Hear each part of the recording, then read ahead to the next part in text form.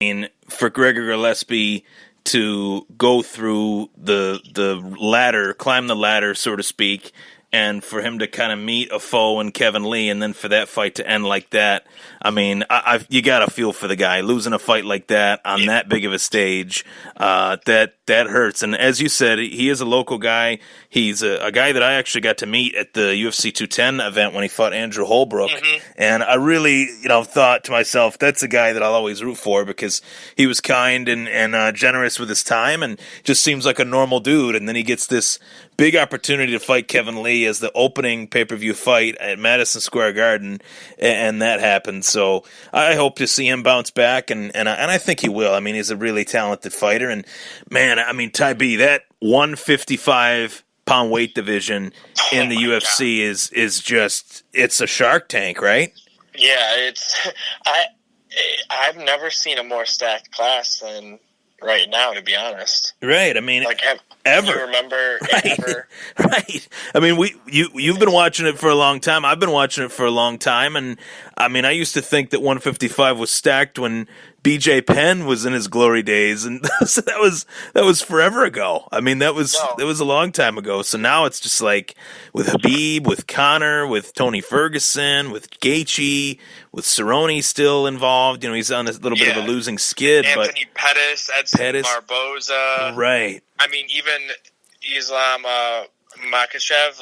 There's some dudes who are on the come up. Like Kevin Lee's only 27. I think he's a guy to watch out for in that weight class. I mean, for sure. Got Cowboy Cerrone, Paul Felder, these guys, it's stacked. Right. The previous part where we were discussing Masvidal and Diaz, it got cut out a little bit. So I'll ask you again, just for the audience's sake, when you watched that fight from start to finish, you said that you were most impressed by Masvidal's, composure and his poise and how he was putting things together. Do you think that fight would have ended in the 4th and 5th round, or do you think Nate Diaz, just to, play what if, do you think Nate Diaz would have come back in that fight? No, I think he had no chance. Like what he was saying at the end of the fight was just the neck, but I don't think he had anything left in the tank. I think Masvidal was just picking away at him all night long, and at that point, Nate really didn't have any power left. You saw punches just seemed to be glancing off Masvidal, and he was smiling back at him. Right. He was picking him apart, just taking his time, remaining composed, and honestly, his punching output was increasing. So, if anything, Nate was going to, get picked apart, and I think probably finished in that 4th round. I agree, and it was tough to see in some ways because I do respect Nate Diaz a lot, and the majority of the reason why is because just like Masvidal, he's been around for so long, and you're really starting to see these wars that he's been in, the wars with Conor, the wars with Gray Maynard, the wars throughout his career, kind of catch up to him a little bit. And I don't know how much Nate Diaz has left, but I would hope that if he is going to continue to fight, put him in some fights that are big, and because the guy is a superstar, the guy did bring new fans to the sport, and put him in some fights that I think would get him paid, essentially. Put him in some big payday fights, and I think he deserves that, right? Yeah, I think give him that run towards the title. I think that's what he should get. You could run it back. Is it going to be a good fight? Yeah, probably will be, but it doesn't give me it doesn't get me as excited as a chance for him to go beat up Colby Covington and baptize him, or to fight Kamaru Usman, whoever wins. I think that's the fight to make. Right, and moving on to what's ahead, I mean, UFC 245, Colby Covington, Kamaru Usman, you said it best that you're not a big fan of Colby Covington. What is it about Colby Covington that really irks you as a fight fan and just as a sports fan in general? Yeah, I don't know. You look at guys like Jorge Masvidal and Nate Diaz, and they embody everything that's right about the sport. Guys who respect the fighting, and after the fight, no matter how much they hate you, they're going to slap you up, and it's going to be that mutual respect, and you have sort of that same respect towards the whole sport and everyone involved in it from the bottom up. The trainers, cutmen, everything. Colby Covington puts on, that disrespectful shtick, whatever. He's trying to be a heel now and whatever because he was getting overlooked, and it's played out. There's so many guys who've come out who have been close to him, who've worked, as trainers and whatnot, talking about all the stuff people are telling him to say. Like he's basically getting speeches written for him, and it's just silly. And I think that's just it has a place in the WWE, not the UFC. I mean, I get he's trying to sell fights, and he was he was getting overlooked. He's not wrong, but I don't know. There's better ways to do it. Like go and get some nice knockouts and talk some shit and build yourself up. Be a badass like Masvidal. Start doing some stuff. Like, I don't know. There's ways to get noticed. Right. Other than that. And there's guys that have done it before him, too, like Chael Sonnen and Conor McGregor that have done it in their own way, and it's far different from even one another. Chael's trash talk back in the day, and then Conor's. It's trash talk, and that's it. There's no political flair to it. Colby's going like Tito Ortiz status. Right. It's cringy, and it's can we say douchey? We could say douchey, right? Right? Okay. Sure. Yeah, I mean, that I think that's fair. Yeah, I think with him, too, what really frustrates me is that he is a talented fighter. I mean, he fought Robbie Lawler on pretty short notice, and he pretty much decimated Robbie Lawler. Now, is it the Robbie Lawler from 3-4 years ago? Maybe not. But Robbie Lawler's a tough SOB in any facet of life. So for him to go up against Robbie Lawler like that and to really just decimate him the way that he did, I was really impressed by that. Moving forward to Kamaru Usman and Colby Covington, how do you see that fight breaking down, and what do you think the skills are of both fighters, and how do you think that matchup plays itself out? Yeah, so obviously Colby's probably got the advantage on the ground, an All-American type wrestler as well. He's displayed that he's worked a lot on his striking game, but I still think Kamaru is a better striker. I think he does a great job using his legs as well. I think if he's able to maybe get in a lot of kicks early, able to stop Colby trying to advance in on his legs, that'll be a good way for him to keep this a stand-up fight. If you're able to catch him a couple times early, show him your power. If you're Usman, I think you can probably get, Colby shooting, catch him with a knee, something like that, trying to get out of character a little bit if you're really, trying to connect early. And I think that's something he can do. He's very adamant about wanting to beat Colby's ass, and I think he sort of has that same focused mindset almost that I talked about Masvidal having, where he's ready for blood, but like he's not overly too rah-rah. He's like, I'm going to fucking kill this guy. I've been working on it harder than I've worked on anything in my life, and I'm going to kill this guy. Like, that's all I care about right now. And like, I'm just ready for it. That whole card is going to be phenomenal. Oh my God, it's ridiculous. That's another stacked card. Right. Like, I was telling everyone, I'm like, 244 card of the year. I'm like, I can't do nothing after the Sabres game. My boys were trying to go out, and I'm like, no, I can't. I got to go watch the fights. And this one might be better. Yeah, this one might be better. I agree. As far as the rest of the card, we'll break that down as far as UFC 245, but I wanted to just go back for a minute to UFC 244. Degenerate Al was trying to get a hold of me. DDZ Degenerate Al was trying to get a hold of me. He was at Presque Isle, and he wanted to call me and pick my brain about the fights. And he placed his bet, placed his pick, his parlay of Gastelum beating Darren Till. And I sent him a voice memo that for whatever reason it didn't get sent, but I told him, I said, go Darren Till. He's a huge underdog. Really? And yeah, I have me big feeling he's going to win. Both on Gastelum. Yeah, I was one of the only people that was on Till, and the fight really played itself out like I thought it would. Not to toot my own horn, it's a fight pick. You never know what's going to happen. You just put out your best effort. But Darren Till, man, what an impressive performance from him. He did outpoint Kelvin Gastelum. It wasn't a finish or anything like that, but I was impressed. Were you impressed? Yeah, I think Darren Till, this weight jump for him is probably going to be the best weight jump for any fighter we've seen even to this point. And it's something that's been talked about lately is how going up is better for these guys. Right. He was a guy who had to cut extreme weight. Joe Rogan was talking about how he walks around, he thinks over 200. Yeah, 210, on an ordinary 215. day to cut down even to 170 is crazy. So now I think this fits him a lot better. He's still big. Very big. He's still big at that weight too, at 185. And he, 6 feet tall. He's still got a ton of length on those guys. I think it suits him well.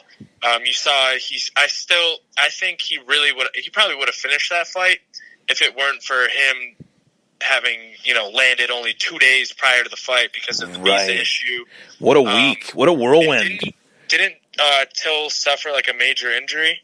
Yeah, he had a knee injury, which was a few days. It was technically like his last day of training in Liverpool before he was eligible to head out on his visa situation. Before that whole thing played itself out, it was like his last day of training, and I think he tore his MCL, if I'm not mistaken, in his knee. So not only did he have that, but then he had the visa issues. And I've heard a bunch of different things. Who knows what's true? But I heard that President Donald Trump helped him get his visa for the event. Hey. I've heard that. Yeah. So who knows if it's true? I mean, Dana and Donald Trump are friends, and I definitely have to say this because I think it should be said. Whatever political side you may lean on, whether you're for the current political climate or not, I thought that it was a pretty cool moment just seeing how far the UFC has come that a president showed up to the event. That was pretty neat, right? Seriously, think about like UFC 1 and all that, and looking back at how far the UFC has come, and to mixed martial arts being as widely accepted as it is across the country, pretty much legal professionally in most states now, and even in New York now. Like, we got fights selling out MSG with the president. Like, that's absolutely insane. And I'm sure, if you talk to Dana, he probably would have never thought this was going to happen, but he was never going to stop trying to make it happen. And it's great to actually see it get to this point. And I think it's only going to continue to rise in popularity. We see it getting bigger with more and more fights in Asia. We got UFC Moscow coming up this weekend. You've got fights in Singapore all the time. They got them all over the place. Right. Europe, and it's just great to see the way it's spreading. And what was really cool was, and I've thought this myself, but the fact that, I mean, when you really think about mixed martial arts, you think the average person that might not be as big a fan of MMA as you or myself, they think UFC is MMA like people think football is NFL. It's like synonymous with one another. Like the UFC is like the NFL of MMA. That's how massive it's getting and how massive it has grown.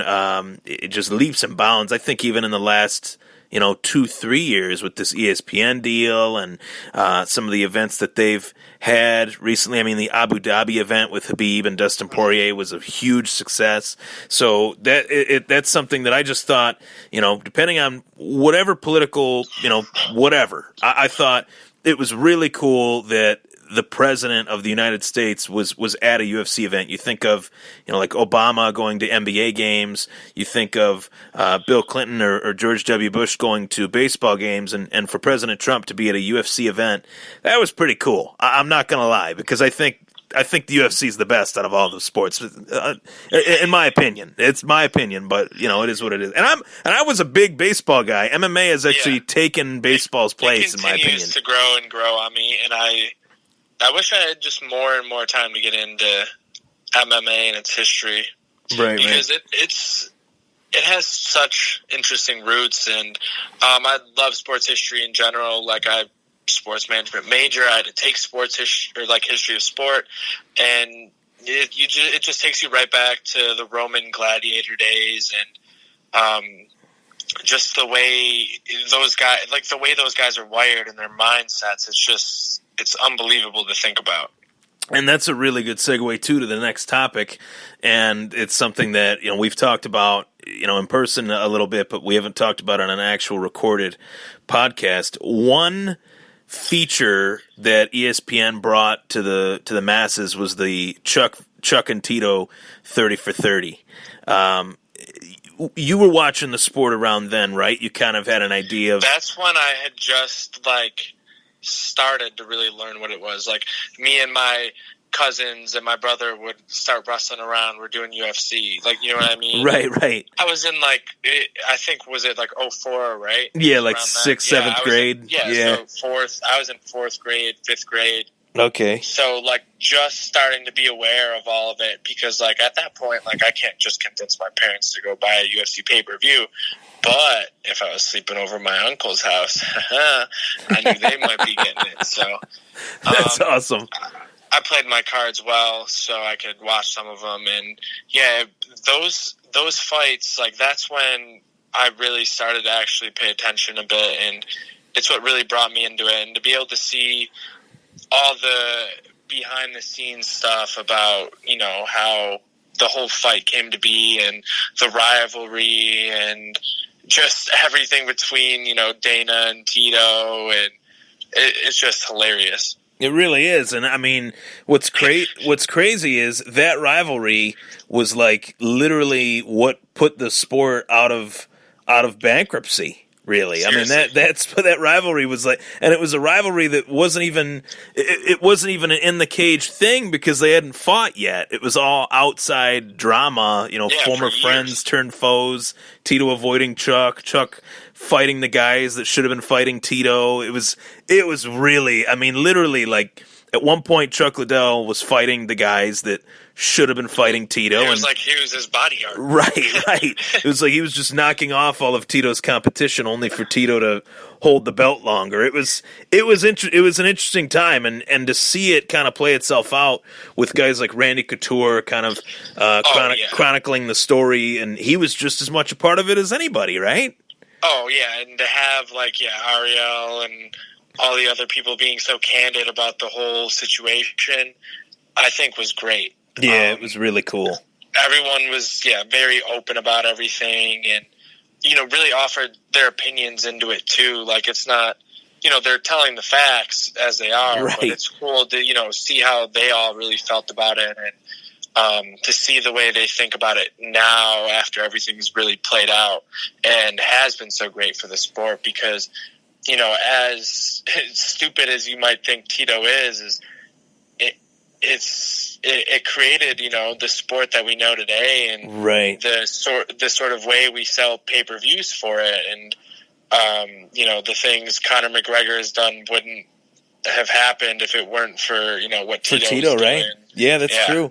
That's for sure. It has to start somewhere, and Tito was the first guy to really make himself into a brand as far as an MMA fighter. Whether people loved him or hate him, he was what he was. And to an extent, like you said, Colby Covington is kind of Tito Ortizing everybody right now. Do you think Dana and Colby Covington will ever spar? Do you think Colby would no show? I think Colby would do it, but Dana's in his 50s now?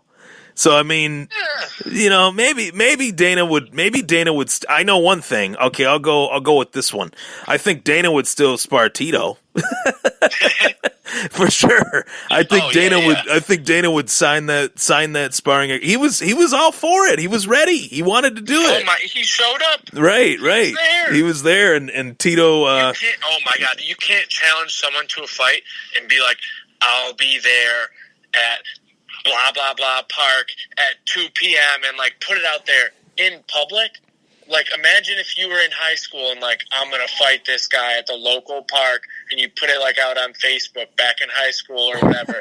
Everyone shows up, and you just don't show up. Like, you can't even go to school on Monday. Right, like, right. Come on. It's like that same thing. Like, that's absolutely – like, at that point, like, you knew Tito, like, had something wrong in his head that he was still talking shit after that. And right. I think, like, Colby saying he would beat – Dana's ass. I think Dana would rock him 1-2. I think if it was just like if Colby tried to really do something, I think Dana would have a good 1-2 for him. Before it got broken up. Thing with Dana though now is that he's worth so much money. It's like, why even bother? You know. If anything, he'd just lose money if he got into an instance like that. And I think Dana's one of those guys that he's changed a lot. I think as far as like that, you kind of got to see how Dana White was back then too. He's still very open and very forthcoming with his opinions, no doubt about it. But I think Dana has changed a little bit too now that the sport has kind of become the mainstream sport that it is. He doesn't really have this. He has a chip on his shoulder, but it's different. It's I've proven it so far. Yeah, it's a swagger. Yeah, I couldn't have said it better myself. So, yeah, and as far as, you know, Colby Covington and Dana White, I mean, they have butted heads, and it's kind of allowed Colby Covington to not really get this title shot like most people thought he would, and now it's here. December 14th, that's the main event, UFC 245, and as we said, there was another really great fight, two really great fights on that card. Max Holloway, the UFC featherweight champion, he takes on Alexander Volkanovski, literally the two best, Tybee, the two best UFC featherweights in the world are going to be going at it on December 14th. Yeah, I think that's an interesting fight because I think Volkanovski is probably the only featherweight that could give Max Holloway any sort of a fight. Right. No one else in that entire division really scares me if I'm Max Holloway besides him. And it's not, to me, the most exciting fight. I don't really, honestly, once you get to featherweight and down, you sort of lose me a little bit because these guys don't have the power as much, and it's more technique and speed. Yeah, right? Yeah, and some of them, it's like, you punched him 200 times, but like it seemed more like you slapped him because he didn't even, flinch once after you hit him. Like, right. I don't know, but at featherweight, there's just not a ton of competition. Aldo's how old? So is Frankie Edgar. And those guys aren't even at featherweight anymore. They dropped down. Yeah. That is very true, too. Yeah. So, it's just like, what do you got there really waiting? So hopefully it's a great fight so that maybe they can sell a second one. Because besides that, you're going to be like headlining an ESPN event. Right. And I mean, Alexander Volkanovski is the true number one contender, so there is that. But beyond that, it does get a little dicey. I mean, there is some talent at 145 pounds as far as the featherweight division. I mean, Ortega really did get lit up by Max Holloway, but Brian Ortega is going to be fighting the Korean Zombie, who is always an entertaining fight. Zabit Magomedsharipov, that guy is very interesting to say the least. But as you said, I mean, Max Holloway is a killer. You know, that guy is as tough as nails, and I don't see him losing that featherweight title for quite a while. Just don't see it. We'll get to see Zabit this weekend, obviously, but right. I don't think Max loses it for a while. I think he might end up being one of these long reigning featherweight title champions, and he's going to be setting some UFC records probably. Yeah, and as you said, there's Zabit Magomedsharipov fights Calvin Kattar. Zabit is number 5. Kattar is number 11, and that is, I believe that's in Moscow, Russia, right? Yep. Yeah, that's the Moscow Russia card. So, yeah, that's just more growth and everything. Yair Rodriguez, he's coming off of a big win over Jeremy Stevens.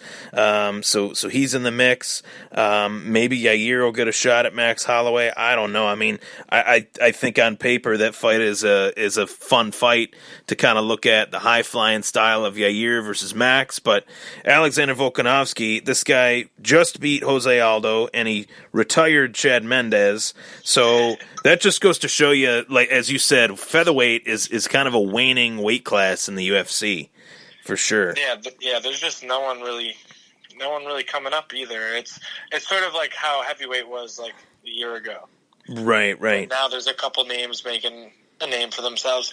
But another fight we got to talk about off that UFC Moscow card, Sure. Volkov Hardy. Yes, that was I was getting there. Trust me, I got it. I literally got it written down here. We'll get right to it. Greg, the guy that shouldn't be fighting in the UFC for reasons that you know, that I know, that my grandma even knows. You've seen what his right hook does to men. I'm not about it, Ty B. I'm not a fan. I'm really not. I'm not trying to be a hater to the guy. He's trying to get a second chance and get a new lease on life, but I'm just not. I just don't think it's a good look, right? No, it's not. But at this point, he's here, and he's going to be here to stay as long as he keeps fighting well. Right. So it's just you got to hope he gets knocked up out high enough in that weight class so he can fight someone good. Yeah, so he gets knocked out because lower in that heavyweight division, even some guys with some all right names, like he's beaten up, and it's been bad for some guys. And him taking this Volkov fight on short notice after Junior Dos Santos had that illness. Right, it's going to be interesting because Volkov is right up there. Is he top 10 right now? Oh yeah, he's top 10. I think he had a fight. He had a fight that ended in kind of weird. Volkov's 7 right now. Yeah, he had a fight that kind of ended in weird fashion. I remember a couple years back, and I remember they dropped him down in the rankings because of it, and I was like, really? That doesn't make much sense. But it is what it is. I mean, he is ranked number 7. Greg Hardy isn't even in the top 15. Oh yeah, Volkov. So, yeah, he got knocked out in like literally the last 2 seconds of the fight. By that's right. That's right. What it was. That's right. Yeah, and I remember. Derek and now I was watching that fight too. I went nuts. Right. Oh my god. And Derek Lewis is calling for Greg Hardy. Himself out and just boom. Derek Lewis, that's another guy. He had a great win at UFC 244. That was a tough fight. Oh, yeah. He was just doling out knuckle sandwiches left and right. Just if he learned how to use a left, he'd be so dangerous. Right, he's only throwing right hands. Once. Like, if I'm telling you, if I get into a street fight right now, I'm not just throwing one hand. Right. You're throwing two, right? And I mean, as far as his opponent Baga Ivanov, as they call him, he's 18-3 with a loss to Derek Lewis. Something tells me that dude will be back in the mix with another bounce back win. Was his other loss was to Dos Santos? Yep, I believe, and and it was a decision. He's a guy who made a late transition to the UFC. In mixed martial arts. I forget what specific discipline he was in, but he was an Olympian gold medalist too, right?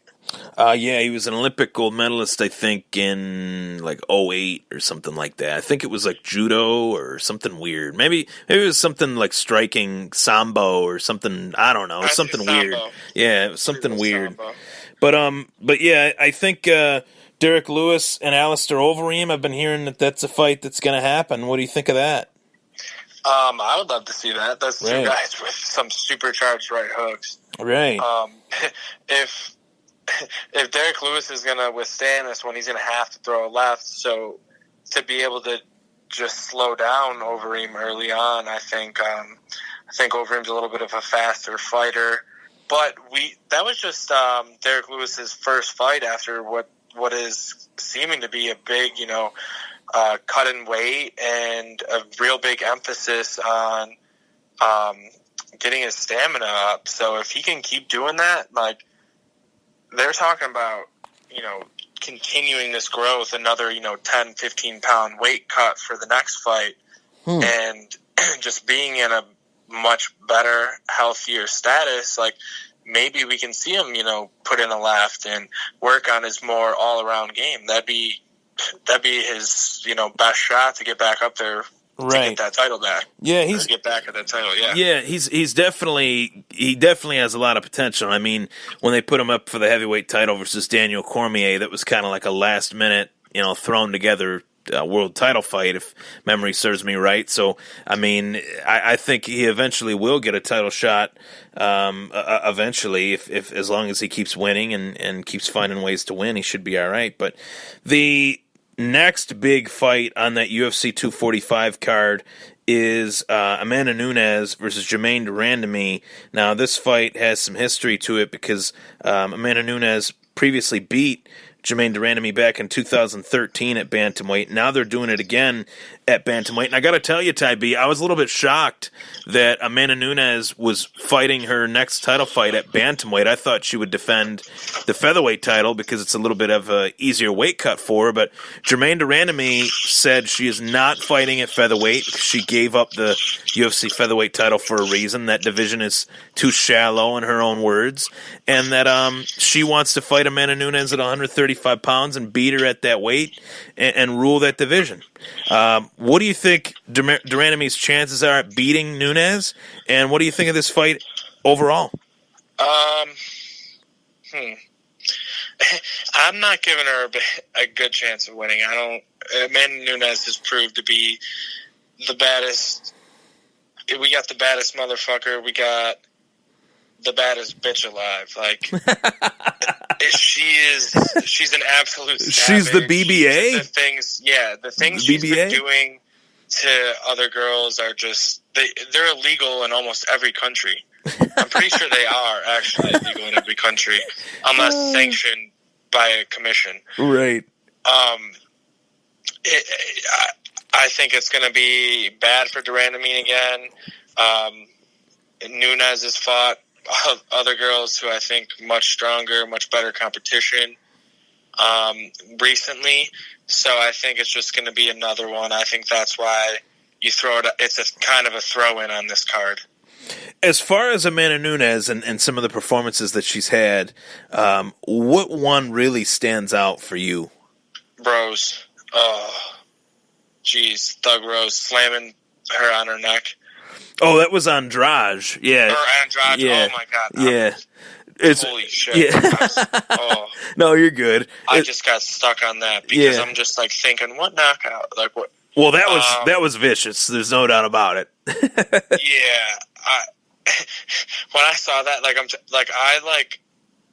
I literally I can't even tell you what was going through my mind. Like, I swear to God, I sat there for 5 minutes and didn't talk. So, that says a lot, right? You're like a talkative dude. You're just that shocked that happened. Yeah, I have usually, especially after a fight, I'm like, yeah, like this. Why weren't they looking at that, or why weren't they trying to do that? Like, oh, of course, if you're gonna go in with your head down, you're gonna get clipped.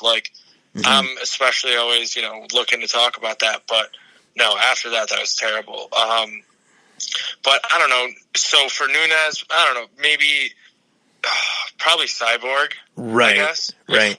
That's what I would say too. No one's ever even made Cyborg bleed to that point. Right. Right. And 51 seconds, just boom. The lights go out. Lights go out in Cyborg's head. And that's it. Yeah. And I feel for Nunes too, because she suffers from chronic sinusitis like I do. Mm-hmm. She's had issues with it.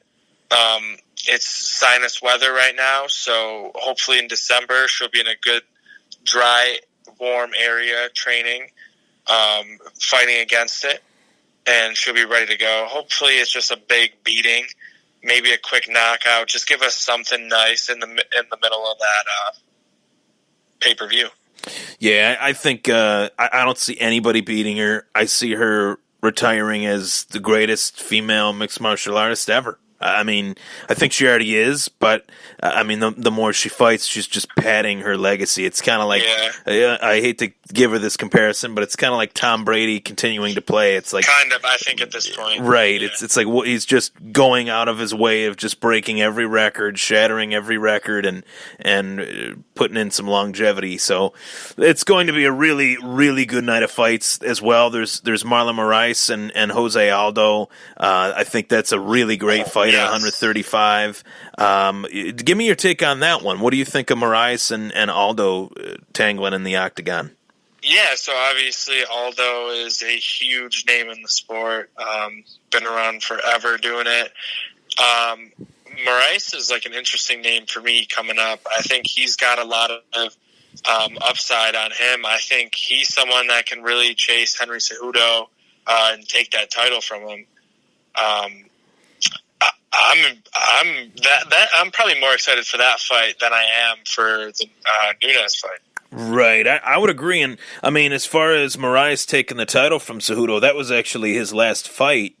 When Moraes fought Henry Cejudo, they fought recently, and I thought Marlon Moraes was going to win. I mean, it looked like things were going really well for him. Yeah, and then, he had a great chance, and I think just with a couple more fights, a little bit more training, he'll be right back in there for sure. Yeah, and I'd love to see that rematch too, because that was a really incredible fight. Like Henry Cejudo's leg was all busted up, and Marlon Moraes just got tired a little bit and didn't scramble to his feet quick enough, and took too many shots on the ground. So I would really love to see that rematch. And Jose Aldo, I mean, I tip my cap to him, because here's a guy that lost on the grandest stage of his career, the biggest stage of his career, against Conor McGregor. He loses in 13 seconds.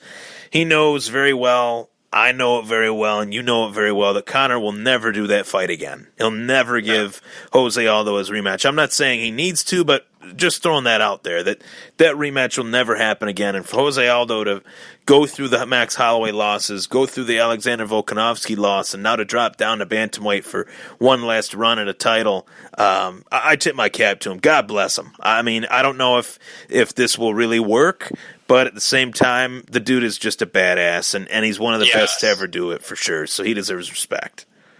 Yeah, you have to always shout him out, and it's because these guys are just continuing to pave the path for these younger guys, and for the sport to get better and better, and the competition to keep on growing. And for fans, it gets better and better for us, because more and more money keeps getting poured in, and we keep seeing more and more of these nice state-of-the-art gyms being built. My buddy was in Vancouver not too long ago, and he saw the one performance training center up there, and wow, the facility, like, just, he didn't even get to go in it, but just this, he was like telling me about just how cool it looked on the outside, and you can see in some of it a little bit, but like, he's like, it was so sick. And I'm like, yeah, like, they're popping up all over the place now. They're all over the world. Yeah, I mean, there's one in Asia, there's one in Japan, there's one in obviously Vegas. There's going to be one. I think there's talk now that they're going to build the biggest one in New York City. That's what they're trying to do. Isn't there one down in Florida too? There's one in Florida as well. Yeah, there's a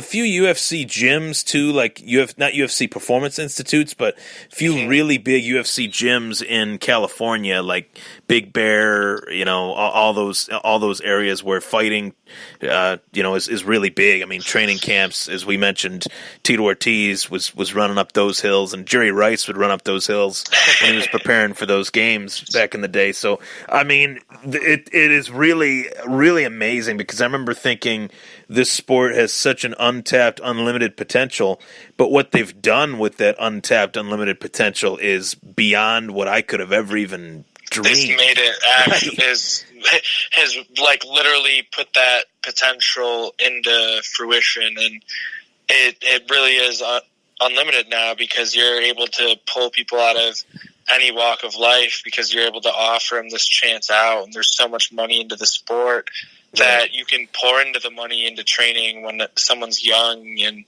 to get them up to a high level, because it's going to pay off in the long run. And it's great to see so many of these guys come from impoverished backgrounds, and to be able to make a better way of living for themselves and their family is awesome.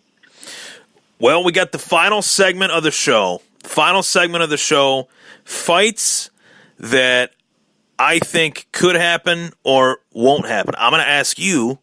Okay. Your answer will be whether you think it will happen or won't happen. All righty? So this is rapid fire here. So Khabib Nurmagomedov and George St. Pierre, will this fight happen or will it not? No. Okay. Conor McGregor versus Donald Cerrone. Yes. Okay. John Jones versus Israel Adesanya. No. Okay. We'll go, let's do Khabib Nurmagomedov versus Conor McGregor rematch this time next year. No, okay. Now, with those 4 fights, I gave you one more than I planned, but I just did it just for the heck of it. Why do you think Khabib and George won't fight? I don't even know why anyone really wants to see it. Like, GSP's been out for so long. Mm-hmm. I don't know why so many people still want it. Right. I just don't really get it. There's so many guys in that division right now who look threatening for me. Like, that's not what I want to see. I want to see these guys keep moving up and getting their chances. Right. Let's keep things moving. There's no reason to bring GSP back into there. I think GSP's doing great. He's got his gym up in Montreal, I believe, too, that he's running. Yep. And he's training a bunch of top level guys now. So there's not a ton of incentive for GSP. I mean, yes, I agree. You get a nice payday. Like, I don't see him winning that fight. So, like, it's one payday for me. So I don't know. What about Conor and Cerrone? You think that fight will happen, right? I think that's the fight that's already booked. Being worked. Yeah, that's being not being worked. It's already booked. No, it's already booked. Yeah, that's what I was saying. It's already booked, but it hasn't been fully announced yet. Yeah, right? It hasn't been announced. Yeah. So I think that when I look at that fight, I think that 2 different things.